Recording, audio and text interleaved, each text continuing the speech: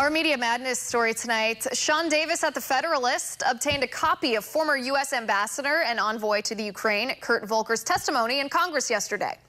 The mainstream media was trying to make you believe that based on Volker's text messages with Bill Taylor, who is a senior diplomat to the Ukraine, that all of these different government officials believed President Trump's phone call with Ukrainian President Zelensky was an obvious quid pro quo. Bill Taylor, in the text message thread to Volker, said himself it was a quid pro quo. But Volker's testimony yesterday contradicted this narrative. Volker testified that Bill Taylor's comment was based on a Politico article reporting about a quid pro quo, not any independent knowledge that Taylor had of that. Furthermore, in Volker's opening statement during the hearing, he testifies that the motivation for involving the president's personal attorney, Rudy Giuliani, and Giuliani's investigation of Ukraine regarding the Biden corruption allegations and the 2016 election meddling allegations was because President Trump didn't like or trust Ukraine, and Volker felt the only way to normalize relations between the U.S. and Ukraine under the new president, Zelensky, was to untangle the corruption and prove to President Trump that Zelensky was a person worth working with. Shocking, right? Because this severely undercuts the Democrats' impeachment narrative, which would have us believe that the only motivation for Giuliani's interaction with Ukraine was to dig up dirt on Trump's political opponents. Well, according to this congressional testimony, under oath from Volker, that narrative is simply false. With me now, Gunnery Sergeant for the U.S. Marine Corps and Trump Campaign Advisory Board member, Jessie Jane Duff. Jessie Jane, good to see you. Good to see you too, Liz. All right, talk to me about this transcript. Now, we didn't get the entire transcript. It wasn't the questioning. It was just the opening statement. It's 11 pages long. But what Kurt Volker said in this 11 pages, not even the questioning, I think dismantles almost entirely the left's narrative. Well, the left is never prepared, are they? They can keep trying to convince the American voter that there was Russia collusion, obstruction of justice, and now we're trying to say that there was some type of meddling in the 2020 election with the Ukraine. Volker came in and hit it out of the park. Apparently, it probably was in their best interest that this was not publicized because they are looking like they have egg on their face once again. We're not surprised. Anybody who's a Trump supporter has learned that when he tweets out that he didn't do something, guess what? He didn't do it. Volker even stated very clearly he never was under any direction to investigate Joe Biden. Never. Joe Biden was not under any type of investigation whatsoever. And those of us that understand, who read the transcript with the Ukrainian president, that this was simply for President Trump to get disclosed the meddling in the 2016 election. Isn't this what the Democrats have claimed all along?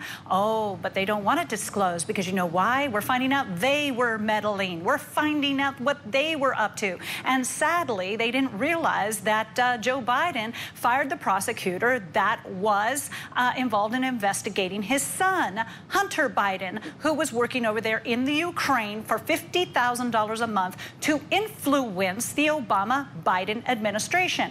My, we're investigating the guy, President Trump, who basically was trying to unravel the mess that the Democrats made in 2016. So they're now trying to bury their garbage, and Volker basically has hit it out of the park based upon what we're reading. Honestly, there's nothing there. No, there isn't. And I think it's especially telling here because Congressman Adam Schiff and his Democrat cronies released selective snips of these text message conversations between Kurt Volker and Bill Taylor. And these selected snippets made it seem like that all of these government officials knew about a quid pro quo, agreed with a quid pro quo, and had been directed to participate in a quid pro quo. But those selected snippets don't tell the whole story, as we learn from this lengthier transcript that Volker testifies that there was nothing that he knew about in regards to a quid pro quo, and that even Bill Taylor, who thought there was a quid pro quo, was basing that on an article the press had written and not on any kind of insider information here. It's funny how Congressman Adam Schiff selectively chose to leave that part out of any information that he released to the public.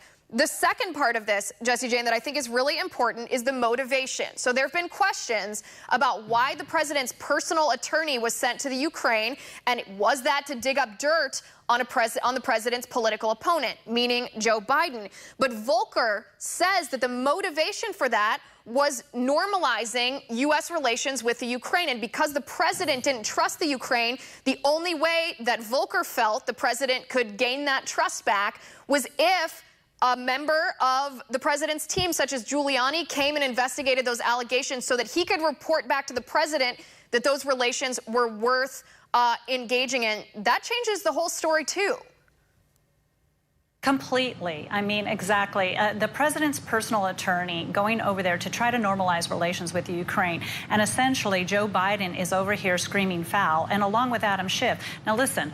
Adam Schiff's corrupt. That's what it boils down to. Because if you have integrity, you can present the facts and let the facts fall where they may, and it will fall on its merit of the facts. This is simply not a case.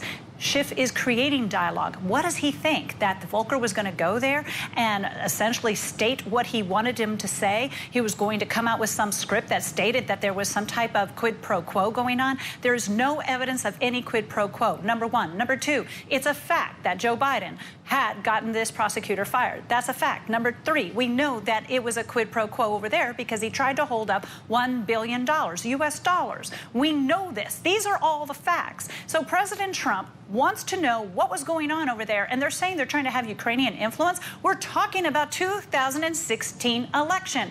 Dig up dirt on his political opponent? No.